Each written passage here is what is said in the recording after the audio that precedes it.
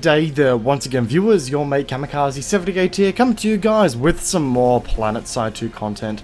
Today my friends, we're going to be going over the VE-H Maw, the brand new Vanu Sovereignty Empire Specific Light Machine Gun to have been released as a part of Doku's new lineup of weaponry. In this video we will be going over the stats for the weapon to figure out how she actually performs, look at some of the attachment options available to the weapon to see how she can be best improved, as well as go over some weapon specific strategy to best figure out how to use this weapon in a battle, and how you should be best using this rather interesting LMG. And I will say, this LMG does fill a very interesting gap in the VS arsenal. As someone who has played NC primarily beforehand, this LMG spoke to me on a spiritual level, and was something that I found myself getting used to really quickly.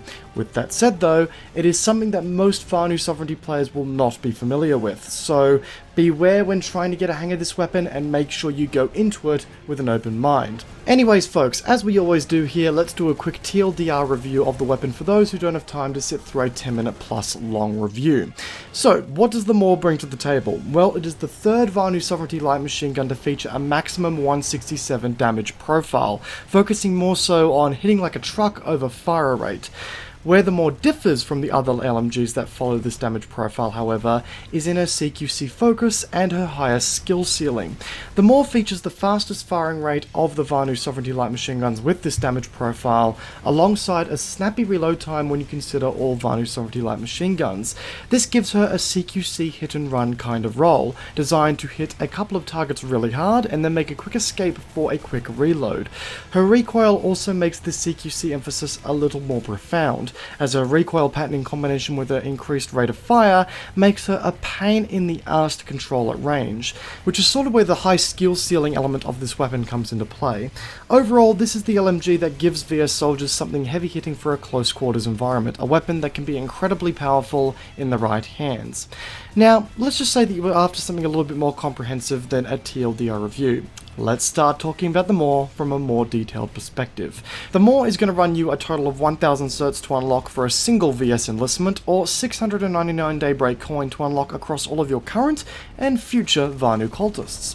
I believe that's what the cool kids are calling them these days? I don't know. You can also dump 999 daybreak coin into a bundle deal, which gets you all of the attachments across all of the characters as well. Now, if you're somebody who is a fan of close quarters new conglomerate LMGs like the Anchor, and you're looking for something to sort of apply to your Vanu Sovereignty heavy loadouts, then this is the weapon to get. It fills the gap in the armory that you've been looking for, thus making a daybreak coin investment might not be the worst thing in the world, especially if you play on multiple servers. But now let's talk about the Maw herself. What does she bring to the table? Well, she features a maximum damage of 167 at the 10 meter mark, dropping off to a minimum damage of 125 at the 75 meter mark. As a result, this takes the Maw 6 shots to kill a target within the 10 meter mark, 7 shots to kill a target within the 10 to 47 meter mark, and 9 shots to kill a target beyond the 47 meter mark out to the minimum range of 75 meters. So already we're starting to see some emphasis on close quarters combat with the fairly minimal long-range damage output. Now, when we take the damage profile of the weapon and combine it with the rate of fire of 600 rounds per minute, or 10 rounds per second, we can come to a theoretical time to kill of 0.5 seconds at the 10 meter mark, 0.6 seconds at the 47 meter mark, and 0.7 seconds at the 75 meter mark, which, yeah, is quite easily one of the more rounded time to kill calculations that we've done in a while. Now, of course, keep in mind, guys, that these time to kill stats are based off of a full burst hitting the target in the chest area, with no additional damage modifiers coming into play.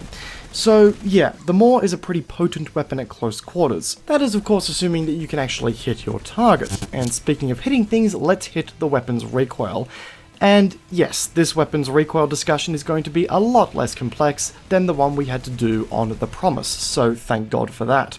Now, for all of those who aren't interested in the hard numbers behind the recoil, her recoil pushes up and to the right with a slight amount of horizontal shake that differs in intensity.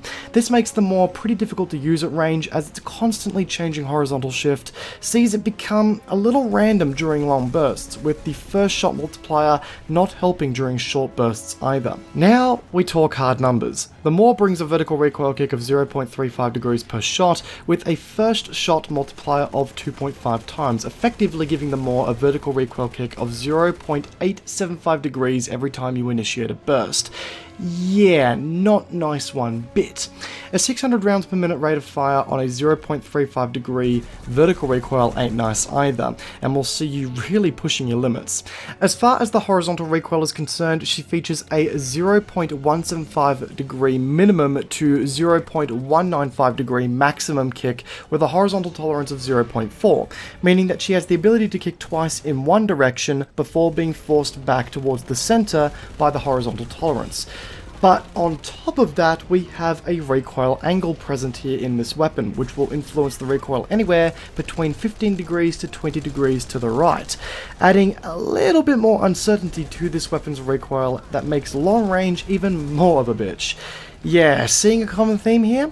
To top the weapon off, she features a magazine size of 60 with an ammo pool of 300 rounds in the reserve.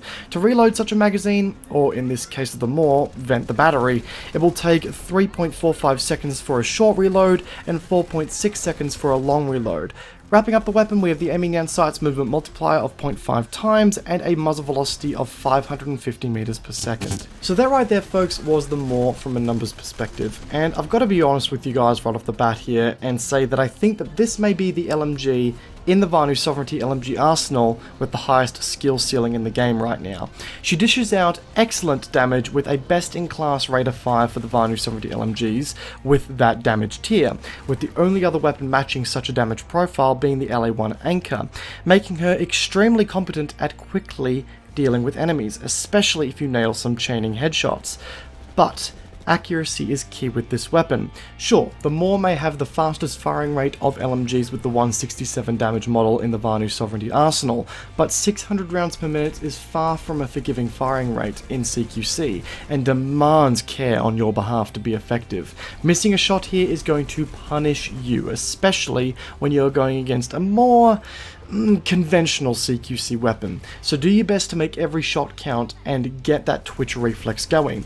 But Cammy, if this is a weapon that punishes you for CQC mishaps, then isn't it going to be tailored to more long-range combat, I hear you all asking? And in response, no, that is most certainly not the case here. While yes, the Maw may have a slower than average firing rate, her damage output at range, her recoil pattern, her recoil intensity, and sluggish muzzle velocity makes it incredibly difficult to use at such ranges. The Maw features an arm-breakingly brutal first shot recoil that doesn't set this weapon up nicely for easy tap firing, and well, on top of that, the ongoing recoil after that isn't reliable enough to burst the weapon for long periods at range. Pretty much the direct opposite of the promise that we reviewed last. So yes, this is a CQC weapon, one with just an incredibly high skill floor and ceiling as a result. And with that, this is a weapon that will take time to get used to. I'll be the first to admit that my first few play sessions with this weapon were not the smoothest of things, but then we grabbed the weapon out on a stream recently and had an absolute blast with it. So give this weapon some time, ladies and gents, especially if you've never played as a new conglomerate character before. Now, something that this weapon does do extremely well, for VE-H Sovereignty light machine guns at least, is reload fast. We all love a good bit of heavy assault gameplay. Mowing down people with LMGs is one of the finer things in life, until a reload is required. Well, with the Maw, that is far from the case, featuring a 3.45 second short reload time, which is extremely competitive for a light machine gun. It means that you can reload a lot more often and return back to the mentality of reload after every kill, you never know when you might need those extra 5 rounds. Okay, that might be a little bit excessive, but it is at least a little bit more feasible thanks to a decent reload time. Especially considering that we have a magazine size here of 60, which, on the contrary, isn't all that forgiving at all in the world of light machine guns. So be sure to take moments between your periods of slaughtering enemies to actually make sure you have rounds ready to go. The long reload on this weapon is particularly brutal, so don't let it catch you out. Also, one last thing about this weapon, don't let its muzzle velocity catch you off guard either. It's a little something that can actually catch you off guard even at medium range situations, so be sure to apply the correct amount of lead on a target. With this weapon, that might be just a little bit more than what you're used to. But that kind of wraps up how the Maw plays and behaves. She, at the end of the day, just feels like an oversized, slightly more cumbersome assault rifle that heavy assaults can use. She is devastating in close quarters combat when in the right hands, and when respected, she will respect you right back with a very nice kill-death ratio. Keep your target acquisition on point, remember when to reload, and don't get over-ambitious with ranged firefights, and you'll do very well here. But now, let's take a quick look at the attachment options available to the weapon and see where it can be improved for the long term. The Maw has access to a 1x through to 4x optics, including both a 2x reflex and 1x RNV sights, a flash suppressor, advanced laser sight, dark light flashlight, forward grip, vented power core, soft point ammunition, and unstable ammunition. Now, normally with these sorts of things, I'm just happy giving off a single recommended loadout. But with this gun, I actually found two loadouts that I was very happy with, one being tailored to actually performing well, and the other being tailored towards just some good old fun bullshittery. Firstly, we'll cover the serious loadout because yes, this is a serious weapon review and all. So firstly, I would recommend getting yourself a sight to better increase your all too important accuracy. 1x is pretty neat on this weapon, but I wouldn't go any further than a 2x if you require a little bit more zoom to your boom.